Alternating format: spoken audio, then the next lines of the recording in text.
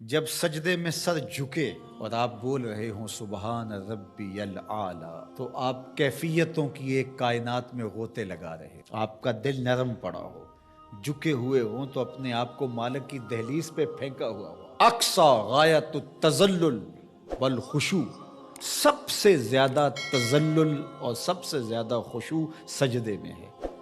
اور حضرت شیخ احمد مجدد الفسانی علیہ رحمہ فرماتے ہیں بندے کو سب سے زیادہ قربت سجدے میں نصیب ہوتی ہے۔ حضرت شیخ عبد القادر جیلانی علیہ رحمہ والرضوان آپ فرماتے ہیں کہ تصوف میں سب سے بڑھ کر مقام جو بندے کو نصیب ہوتا ہے وہ مقام ابدیت ہے، اور اس کی انتہا سجدہ ہے۔ تو بندگی کے اندر جو نور رکھا گیا ہے، تضرع کے اندر، عجز کے اندر، انکساری کے اندر، نہاد شاخ پر میوہ سر بر زمین، جس شاخ پر پھل لگتا ہے وہ اپنا سر جھکا لیتی ہے، اکڑی ہوئی شاخ پھلدار نہیں ہوتی۔ ایمان کا ثمرہ یہ ہے کہ جب بندہ اللہ کے حضور جاتا ہے تو اس کی طبیعت میں تضرع پیدا ہوتا ہے، رقت پیدا ہو جاتی ہے، نرمی پیدا ہو جاتی ہے، اس لیے اس کو رب کے ہونے کا یقین ہوتا ہے۔ یار دل والا کوئی بندہ ہو تو مرشد کے سامنے جا کے دل پہ قابو نہیں رہتا،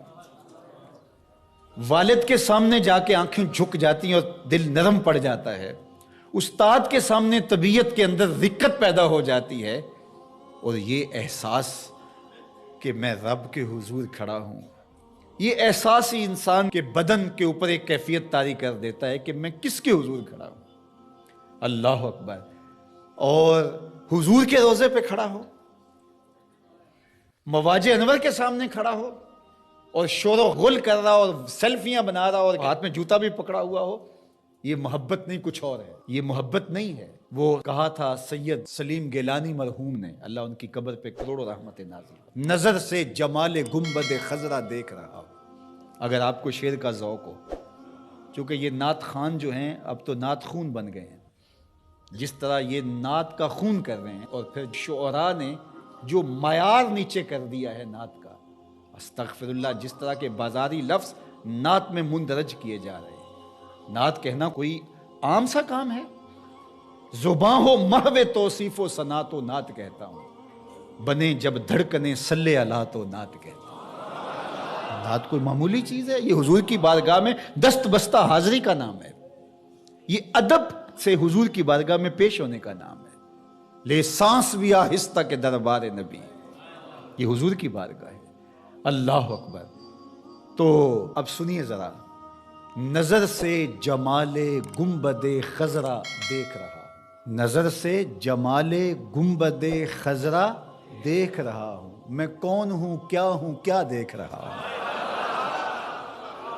نظر سے جمال گنبد خضرا دیکھ رہا ہوں، میں کون ہوں کیا دیکھ رہا ہوں۔ تو پھر کیا کیفیت پیدا ہوگی جب حضور کے روبرو کے کھڑا ہوگا، مواجہ نور کے سامنے کھڑا ہوگا، اور جب رب کے حضور بندہ کھڑا ہوگا قیام میں، رکوع میں، پھر سجدہ انتہائی خشوع کی کیفیت، تو پھر کس طرح دکان کا خیال آئے گا، کس طرح کوئی اور خیال ہوگا جس میں وہ ڈوبا ہوا ہوگا۔